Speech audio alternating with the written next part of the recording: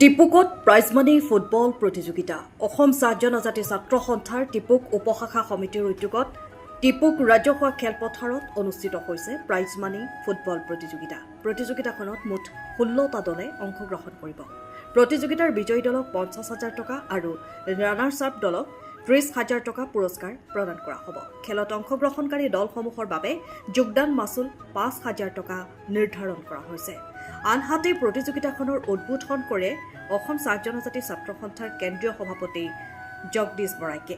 আয়োজক সমিতিয়ে ফুটবল প্ৰেমী ৰাইজক প্ৰতিযোগিতাখনত উপস্থিত থাকি খেলুৱৈসকলক উৎসাহিত কৰিবলৈ আহ্বান জনাইছে।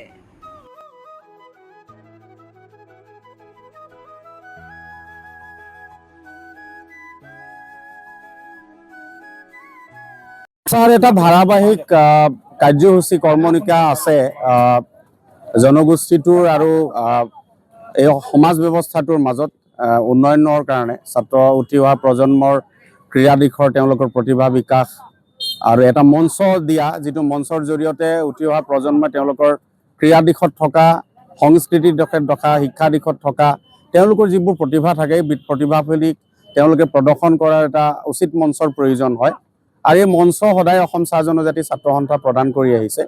এই এনেধৰণৰ কৰ্মসূচীৰে এটা অংশ হিচাপে অসম চাহ জনজাতি ছাত্ৰ সন্থা তালা শাখাৰ অন্তৰ্গত আমাৰ টিপুক উপশাখাই আজি তেওঁলোকৰ সমিতিখনে আমাৰ কেন্দ্ৰীয় সতীৰ্থ এগৰাকী আমাৰ আছে, তেখেতৰ নেতৃত্বত বিশেষকৈ আমি তেওঁলোকক আমাৰ আজিৰ যিটো কাৰ্যসূচী ৰমেন দাস ডাঙৰীয়া এই শাখাৰ পৰা তেখেতৰ কেন্দ্ৰীয় প্ৰতিনিধি, গতিকে ৰমেন দাস ডাঙৰীয়াৰ এটা সুচিন্তা আৰু এটা দূৰদৰ্শিকতাৰে এটা চিন্তাৰে টিপুক উপশাখাই আজি এটা ফুটবল প্ৰতিযোগিতা আজিৰ দিনৰ পৰা আৰম্ভ কৰিছে।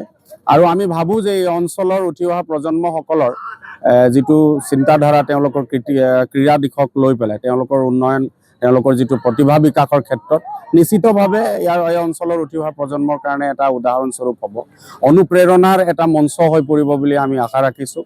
আৰু সামগ্ৰিকভাৱে এই গোটেই ক্ৰীড়াটোৱে যেন এই অঞ্চলৰ সকলো জাতি জনগোষ্ঠীৰ লোকসকলৰ মাজত, সকলো শ্ৰেণীৰ লোকসকলৰ মাজত ভাতৃত্ববোধৰ এটা সমন্বয় গঢ়ি তোলাৰ ক্ষেত্ৰত এক এনাৰ্জাৰীডালৰ এটা ডাঙৰ শিকলিৰ দৰে কাম কৰিব বুলি আমি আশা ৰাখিছোঁ। আৰু সামগ্ৰিকভাৱে গোটেই এই যিটো খেলৰ যিটো সম্পূৰ্ণ প্ৰতিযোগিতা আছে এই প্ৰতিযোগিতাৰ গোটেই চিৰিজটো যেন সফল হ'ব তাকে কামনা কৰিছোঁ। অসম চাহ জনজাতি ছাত্ৰ সন্থা তালা শাখা সমিতিৰ অন্তৰ্গত টিপুক উপশাখাই আজিৰ পৰা প্ৰাইজমানি ফুটবল প্ৰতিযোগিতা এখনি আৰম্ভ কৰিছে। আৰু শুভ উদ্বোধন খেলখনত মাকুম একাদশ বনাম কাকপথাৰ একাদশ।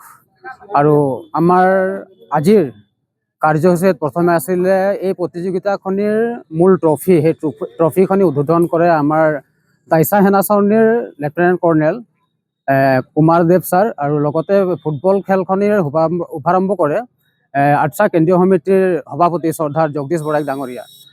আৰু এই খেলখন খেলোৱাৰ মূল উদ্দেশ্য হৈছে যিহেতুকে চাহ বাগিচা অঞ্চলত বিশেষকৈ মাদক দ্ৰব্য, নিচাজাতীয় দ্ৰব্যসমূহে গাঁওসমূহক, অঞ্চলসমূহক বা বাগিচাসমূহক গ্ৰাস কৰি লৈছে।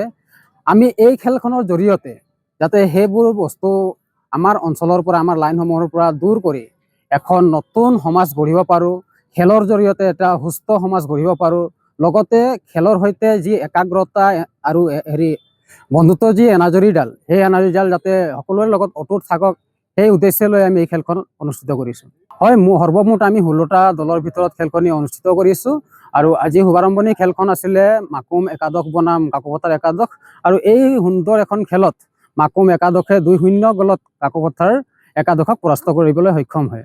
হয়, নিশ্চয়কৈ সমূহ খেলখনত যিটো আমি প্ৰতিযোগিতা অনুষ্ঠিত কৰিছোঁ, সমূহ প্ৰতিযোগিতাত ৰাইজৰ আমি ভূমিকা তথা উৎসাহ, প্ৰেৰণা আৰু আদৰ্শ, লগতে যিসমূহ তেখেতসকলৰ সহায় সহযোগিতা, সকলো ধৰণৰ কায়িকভাৱে আমি আৰু শাৰীৰিক মানসিক যি ধৰণে তেখেতসকলে দিব পাৰে আৰু সকলোৱে ক্ৰীড়া অনুৰাগী আহি খেলখন উপভোগ কৰক তাৰে কামনা কৰিছোঁ।